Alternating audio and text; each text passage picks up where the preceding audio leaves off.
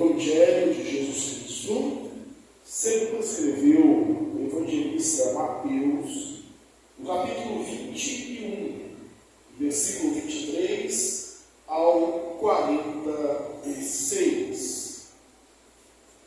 Tendo Jesus chegado ao templo, estando já ensinando, acercaram-se dele os principais sacerdotes e os anciãos do povo, perguntando: com que autoridade fazes essas coisas? E quem tu deu essa autoridade? E Jesus respondeu: eu também vos farei uma pergunta. Se me responderdes, também eu vos direi com que autoridade faço essas coisas. Onde era o batismo de João? O céu dos homens. E discorriam entre si: se dissermos no céu, ele nos dirá: então por que não acreditais nele? E se dissermos dos homens, é de temer o povo, porque todos consideram João como profeta. Então responderam a Jesus: não sabemos. E ele, por sua vez: nem eu vos digo com que autoridade faço essas coisas. E que vos parece? Um homem tinha 2 filhos. Chegando-se ao primeiro, disse: filho, vai hoje trabalhar na vinha. Ele respondeu: sim, Senhor, porém não foi. Dirigindo-se ao segundo, disse-lhe a mesma coisa. Mas este respondeu: não quero. Depois, arrependido foi. Qual dos 2 fez a vontade do Pai? Disseram: o segundo. Declarou-lhe Jesus: em verdade vos digo que publicanos e meretrizes os precedem no reino de Deus. Porque João veio a vós no caminho da justiça, e não acreditasse em mim, ao passo que publicanos e meretrizes creram. Vós, porém, mesmo vendo isto, não vos arrependesse afinal para acreditardes nele. Atentai outra parábola. Havia um homem, dono de casa, que plantou uma vinha, secou-a de uma sebe, construiu nela um lagar, edificou-lhe uma torre e arrendou-a a uns lavradores. Depois se ausentou do país. Ao tempo da colheita, enviou os seus servos aos lavradores para receber os frutos que lhe tocavam. E os lavradores, agarrando os servos, espancaram um, mataram a outro, e a outro apedrejaram. Enviou ainda outros servos, em maior número, e trataram-nos da mesma forma. E por último, enviou-lhe o seu próprio filho, dizendo: a meu filho respeitarão. Mas os lavradores, vendo o filho, disseram entre si: este é o herdeiro. Ora, vamos, matemo-lo, apoderemo-lo da sua herança. E agarrando-o, lançaram fora da vinha e o mataram. Quando, pois, vier o Senhor da vinha, o que fará aqueles lavradores? Responderam: fará perecer horrivelmente a esses malvados e arrendará a vinha a outros lavradores que lhe remetam os frutos nos seus devidos tempos. Perguntou-lhe Jesus: nunca leste nas Escrituras? A pedra que os construtores rejeitaram, essa veio a ser a principal pedra angular. Isto procede do Senhor e é maravilhoso aos nossos olhos. Portanto, vos digo que entre no reino de Deus. Portanto, vos digo que o reino de Deus lhe será tirado, e será entregue a um povo que produza os respectivos frutos. Todo o que cair sobre esta pedra ficará em pedaços, e aquele sobre quem ela cair será reduzido ao pó. Os principais sacerdotes e os fariseus, ouvindo essas palavras, entenderam que era a respeito deles que Jesus falava. Enquanto buscassem prendê-lo, temeram a multidão, porque estas o consideravam como um profeta. Amém. Irmãos, nós estamos nesse texto aqui, o contexto é a última semana de vida de Jesus. A última semana do seu ministério sobre a terra. Jesus está no templo. Jesus está ensinando. Jesus está pregando o Evangelho. E os fariseus, os sacerdotes, autoridades do povo, possivelmente representando o sinédrio de maneira oficial, vêm até Jesus e perguntam: com que autoridade fazes essas coisas? Que coisas eram essas? Possivelmente aquelas que foram mencionadas atrás, que nós já pregamos aqui. No primeiro dia, logo no início da semana, Jesus entrou na cidade de Jerusalém de forma triunfal, montado no jumentinho, e o povo clamava: Hosana ao que vem em nome do Senhor. Hosana ao que vem em nome do Senhor. Glória a Deus. Exaltavam Jesus. Depois disso, nós temos Jesus entrando no templo.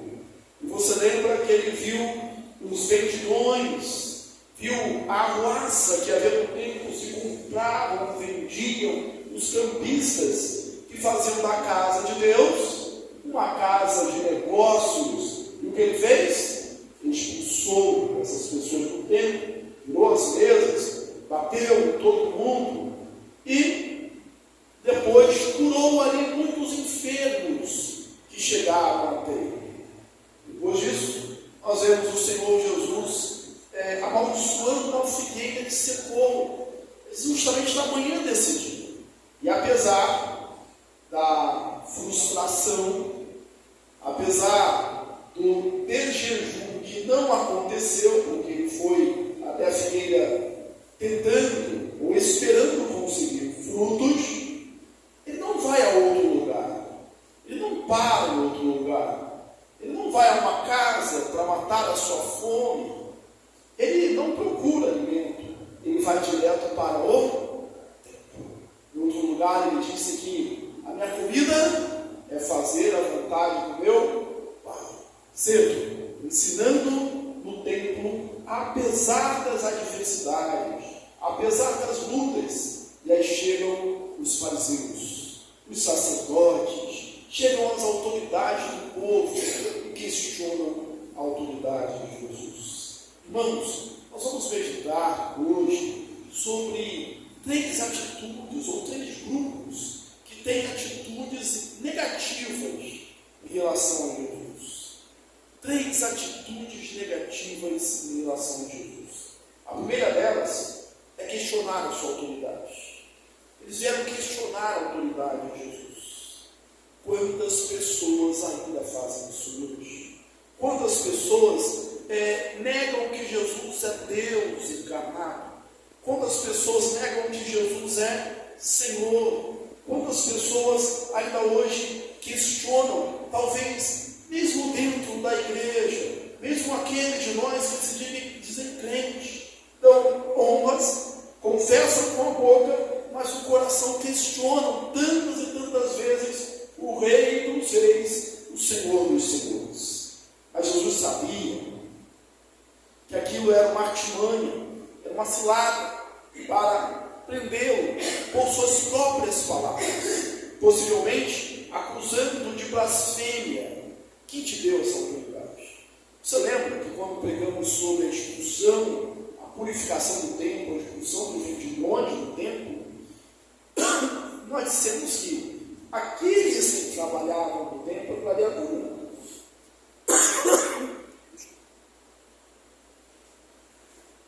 Era como uma feira do sacerdote. Aquelas pessoas estavam todas ali autorizadas pelos principais sacerdotes, que com certeza recebiam suas comissões. Então era gente credenciada que estava ali. E Jesus chega aí, expulsa. Que autoridade você faz isso? Quem te deu essa autoridade? Foi Roma? Quem te deu essa autoridade? Fomos nós? Foi o Sinédrio?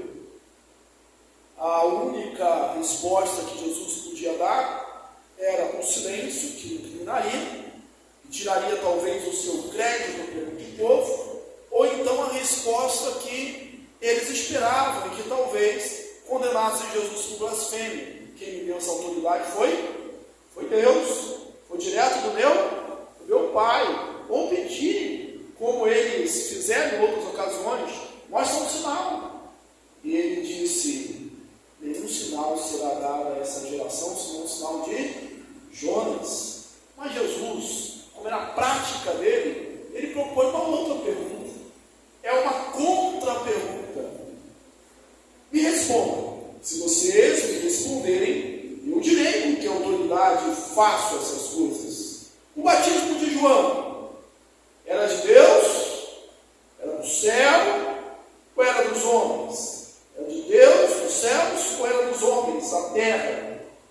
E aí eles começaram a conjecturar entre si, começaram a conversar. Olha, se nós dissermos de Deus, eles sabiam que era de Deus. Ele vai responder: porque vocês não creem nele. Se nós dissermos dos homens, aqueles que têm autoridade, também sempre temem o povo.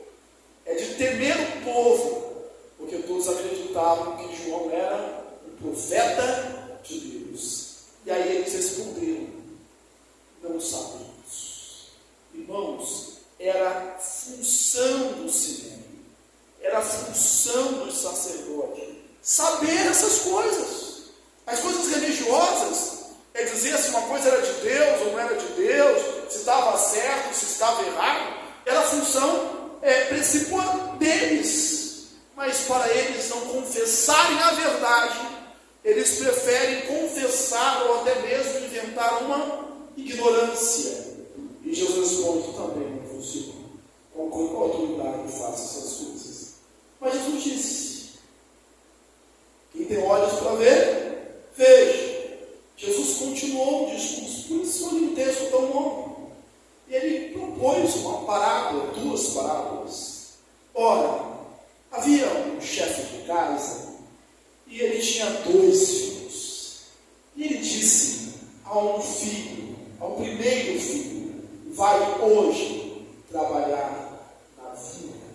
E esse filho que disse: olha, vai hoje trabalhar na vinha, ele respondeu de maneira polida, ele respondeu de maneira educada, ele respondeu aos moldes orientais da reverência ao Pai. Sim, Senhor, de maneira pronta, de maneira imediata, uma confissão pronta e verdadeira, de fé. Mas não foi. Prometeu um dia inteiro de trabalho ao Pai que ele não pretendia cumprir. E aí, o pai disse ao outro filho, e o texto diz que ele disse a mesma coisa. Observe que é o mesmo pai, são os filhos criados pelo mesmo pai, a vinha é a mesma, a saber, o trabalho é o mesmo, as condições são as mesmas. Quem trabalha para o pai trabalha para si mesmo, porque a vinha é a herança da família. Esse segundo filho, esse outro filho diz: não quero. Observe que atitude irreverente.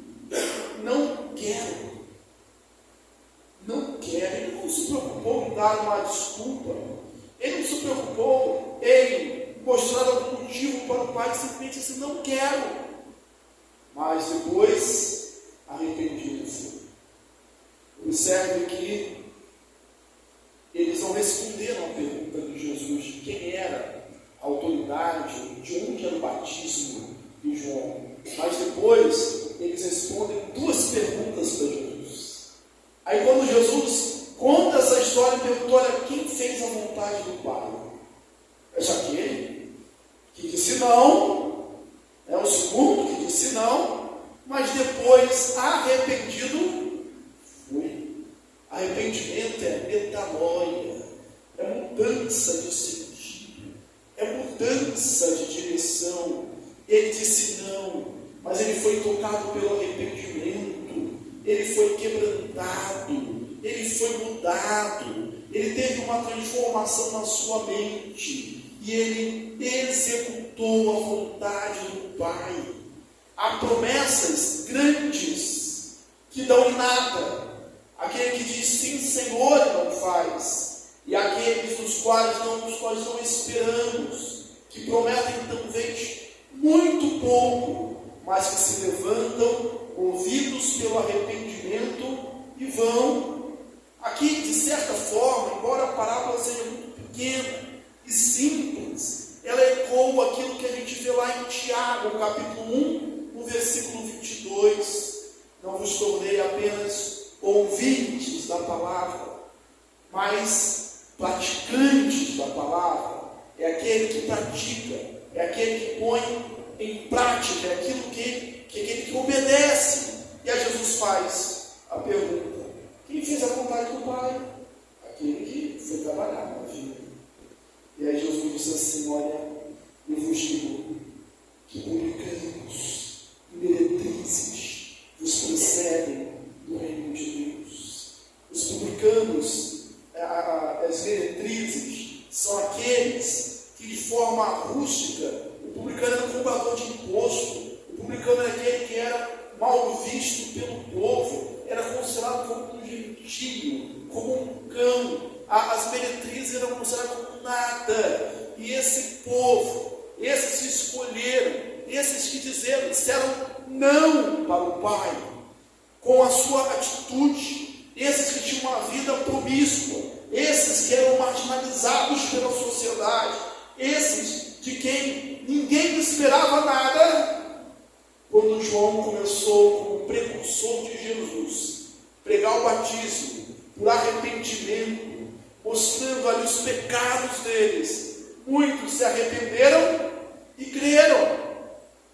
Ao passo que aqueles que eram os homens da lei, os homens da fé, os homens do tempo, os homens da religião, nem assim, diz Jesus, se arrependeram.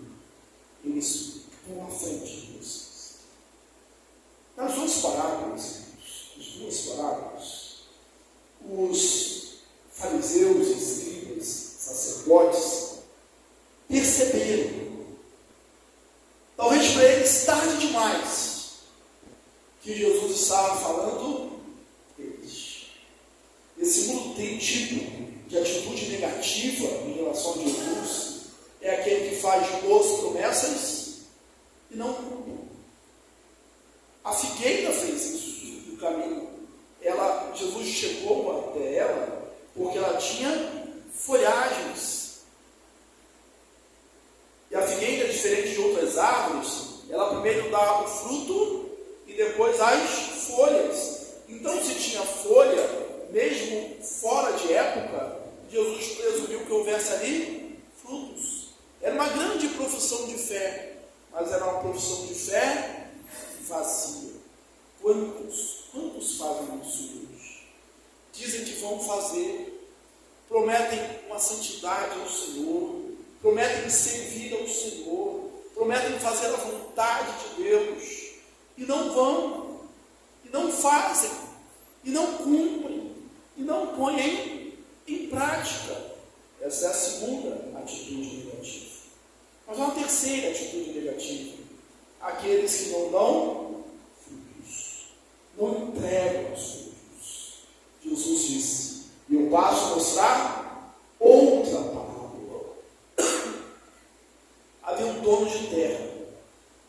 resolveu plantar uma vinha. A vinha continua sendo a história. A vinha continua estando no foco. Esse texto aqui, o contexto remoto, passado dele, com certeza é Isaías no capítulo 5. E esses homens da lei, esses homens da palavra, conseguiram enxergar isso. O capítulo 5 de Isaías começa assim: cantarei o cântico do meu amado. O meu amado tinha uma vinha no monteiro fertilíssimo. E meu amado plantou sementes ou vinhas selecionadas boas. E ele esperava que a sua vinha desse bons frutos. Mas eis que ela veio a dar uvas bravas, amargas, que não serviam.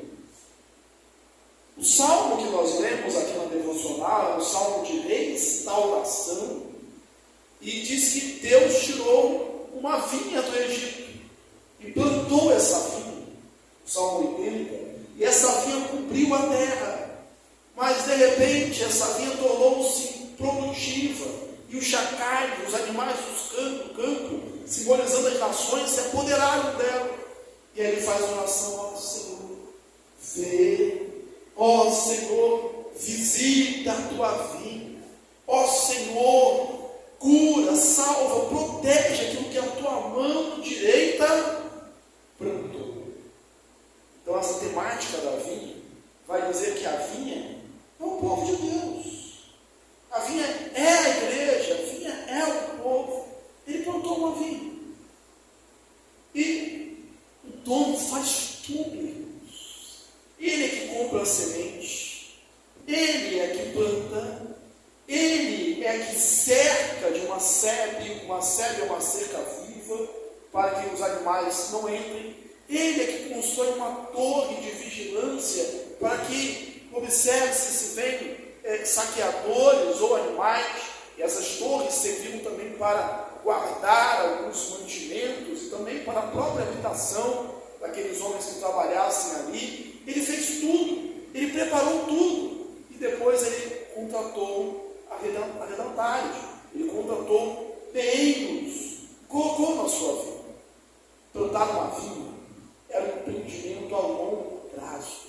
Sabe quanto tempo uma vinha demora para produzir?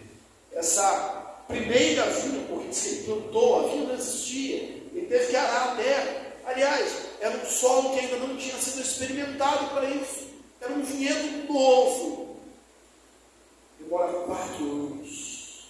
Só no 5º ano é que ele espera a colheita.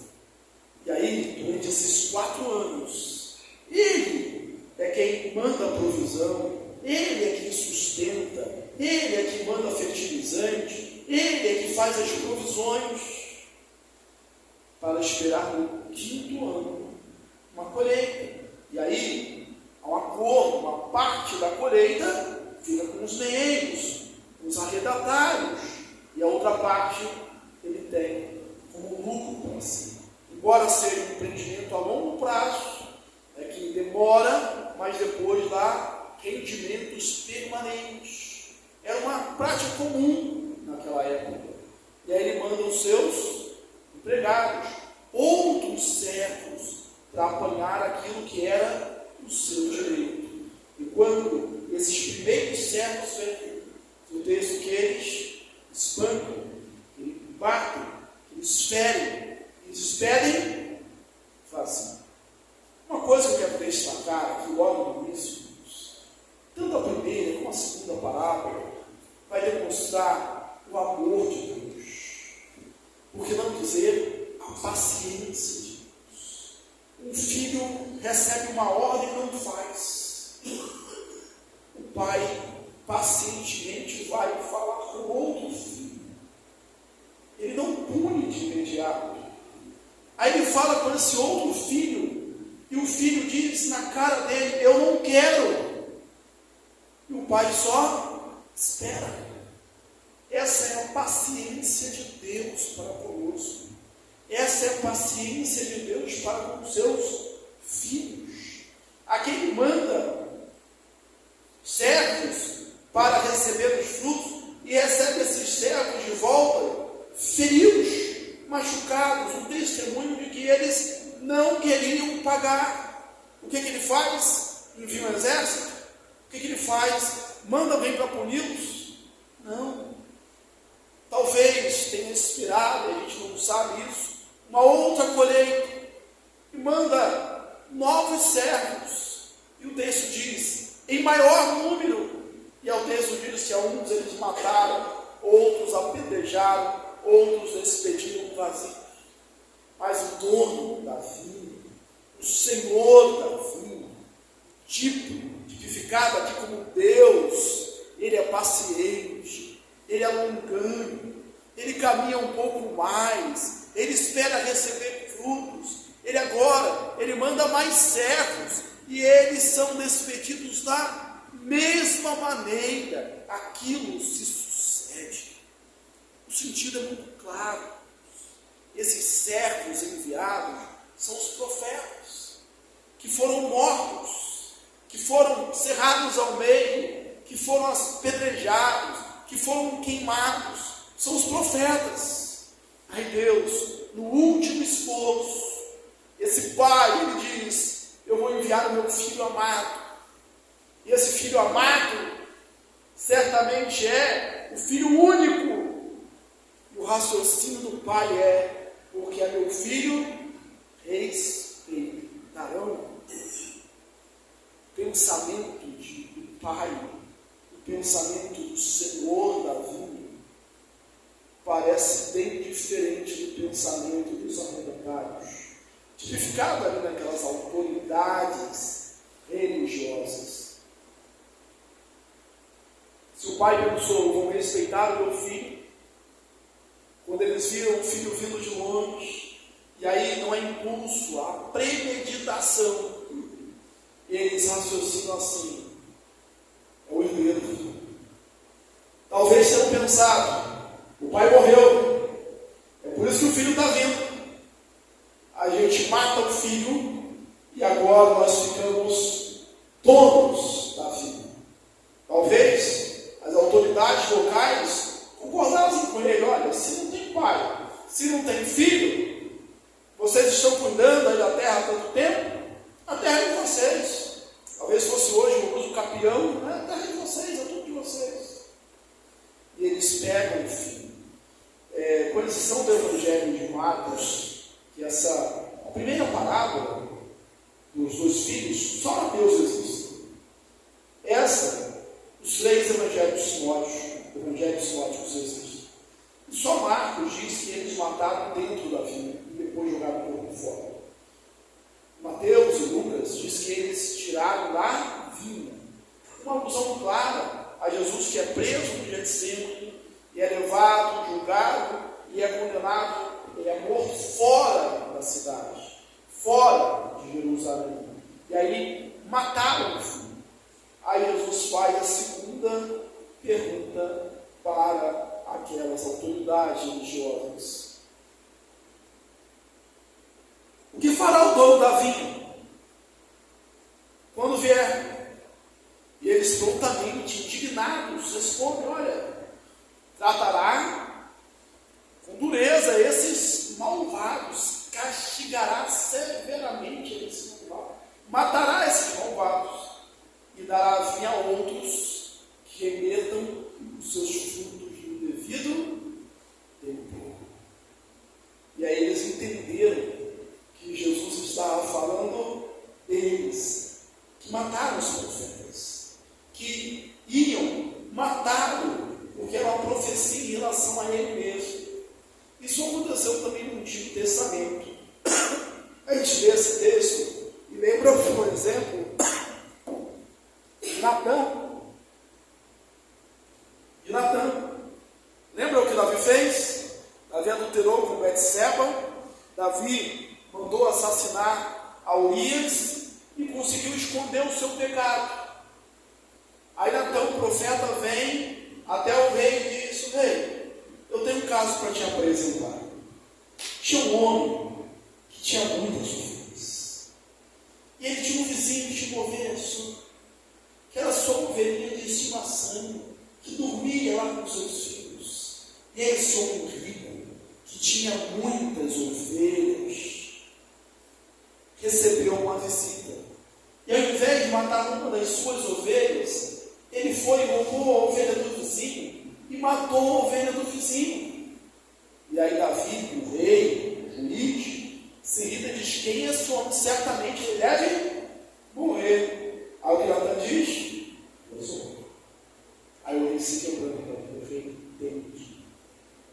Jesus respondeu àqueles homens: olha, tem um filho que é chamado, que é amado e que recebe uma ordem, e ele não vai ao campo. Ele diz que vai, mas ele não vai. Ele diz que é crente, mas não é crente. Ele ama os primeiros lugares das sinagogas, eles oram nas praças, eles decoram a lei, eles fazem alta profissão de fé, mas eles não amam, eles não vivem, eles não creem, eles não fazem.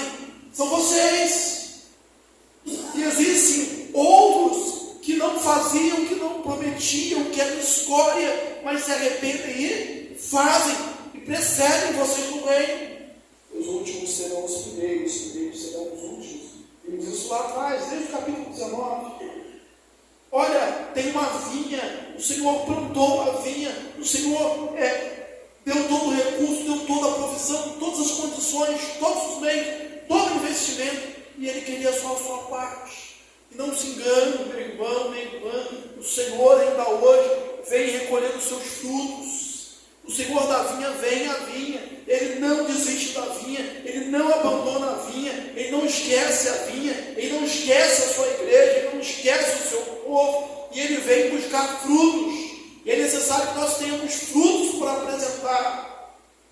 O que acontece às vezes é que nós ficamos tanto tempo, talvez como esses homens, 4 anos na terra, cultivando, com pouco contato com o Senhor, eles se sentiam os donos da vinha. Isso causa um pecado ao povo de Deus. Nós não somos donos da igreja, nós não somos donos, nós somos servos, nós somos colaboradores. Só o Senhor é rei, só o Senhor é dono. E eles entenderam que Jesus estava falando deles, e Jesus disse as palavras deles: olha, o reino de Deus será tirado e será dado a um povo que lhe remeta, que lhe dê os seus devidos frutos.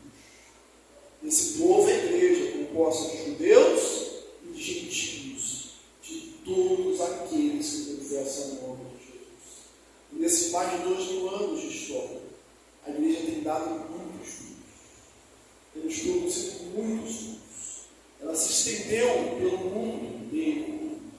Mas precisamos, irmãos, continuar apresentando os frutos ao Senhor, frutos dignos de arrependimento. Precisamos continuar lembrando, dia a dia, que a vinha não é nossa, que a vinha é do Senhor, e que Ele tem direito, e que Ele quer, e Ele vai vir buscar frutos. Grande é a nossa responsabilidade como trabalhadores da seara do Senhor. Nós começamos cantando hoje um hino que diz isso: vamos nós trabalhar, nós somos servos de Deus. Tem outros que ser feitos da seara santa. Nós somos esses que precisamos trabalhar. Se o Senhor Davi bater na porta hoje, perguntando para você: cadê os frutos? Você tem fruto para apresentar? Você tem fruto para dar? Você tem fruto para mostrar? Você é aquele, talvez, que disse sim, Senhor, pela profissão de fé, pelo batismo, mas na verdade não foi. Ficou ocioso, foi de braços cruzados, deixou as coisas para lá. Vai hoje, não é amanhã, não é depois. Não há tempo para postergação, não há tempo para enrolação. Deus não gosta disso. Vai hoje trabalhar na vida. Mas nós temos 3 atitudes negativas. Eu quero concluir e aplicar com três atitudes positivas. Se aqueles que questionam a autoridade de Jesus, nós somos aqueles que confessamos a autoridade, reconhecemos que Ele é o Senhor, que só Ele é o Senhor, que Ele é o Rei dos Reis, que Ele é o Senhor dos Senhores, que Ele tem poder, que Ele tem autoridade para fazer todas essas coisas, de conduzir a igreja, de conduzir o povo da forma como Ele quer. Nós não questionamos Deus quanto o rumo do mundo, nós não questionamos Jesus quanto a nossa própria vida, quanto a nossa própria saúde, nós não questionamos, nós somos aqueles que dizemos: Senhor, Tu és o Senhor, Tu tens direito. Nós não somos aqueles que questionam a palavra, questionam o ensino, nós não somos aqueles que questionam a Bíblia, nós somos aqueles que acreditam na palavra, que creem, que recebe a palavra. Atitude positiva. A segunda atitude positiva, nós somos aqueles que vão trabalhar na vida, com todos os nossos erros, com todos os nossos defeitos, não como santos, mas como publicanos e meretrizes, arrependidos, gente que estava morto, que pela graça de Deus hoje está vivo espiritualmente, gente que estava no mundo e agora está na igreja, gente que era louco, as coisas loucas do mundo, mas que agora são chamados para envergonhar os sábios. Somos aqueles que vão e fazem. A terceira atitude positiva é aqueles que entregam os seus frutos nos tempos certos. Deus continua buscando o fruto de arrependimento. Que você seja esse que entrega fruto ao Senhor. Jesus conclui esse texto lembrando lá do Salmo 118, que eles conheciam muito bem, que dizia assim: pedra, vocês não leram? Eles tinham lido. A pedra que os construtores rejeitaram, a pedra que os construtores rejeitaram, essa veio a ser a principal pedra angular. Isso é maravilhoso, Jesus.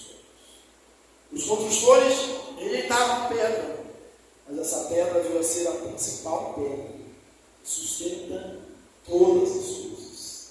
Era uma mensagem para eles: Jesus é pedra, Jesus é essa rocha, e vocês rejeitam, mas ela veio a ser a principal. É a pedra onde todo edifício está sustentado, onde a minha vida, onde a sua vida está edificada. Por isso nós somos inabaláveis, somos indestrutíveis, invencíveis, não pela nossa força, mas por causa do nosso alicerce, por causa da nossa base, por causa do fundamento que é Jesus. Nele nós somos mais do que vitoriosos. Aí, irmãos, há um prato de vitória, porque parece que a fragilidade de Jesus, que é condenado à morte, que é morto na cruz, nós vamos celebrar hoje aqui a ceia, mas ele diz assim: aquele que cair sobre essa pedra vai ser destruído, e aquele sobre quem essa pedra cair vai ficar reduzido a pó. Você pode chutar a pedra com raiva da pedra, mas você não fere a pedra. Você pode bater na pedra, mas você não machuca a pedra, você só machuca você mesmo. Você pode cair sobre ela com todo o seu peso, com toda a sua violência, mas a pedra fica intacta. O homem, à semelhança daquelas autoridades hoje, podem agredir Jesus, pode questionar Jesus, pode tentar humilhar Jesus, pode bater em Jesus, e por consequência pode fazer isso com os seus discípulos, com a igreja, que somos nós. Mas a pedra continua inabalável, as pedras não sentem dor, ela não é destruída, ela não se move, só se machuca quem bate contra ela, e sobre quem ela cair vai ficar reduzido lá. Eles entenderam. E as pessoas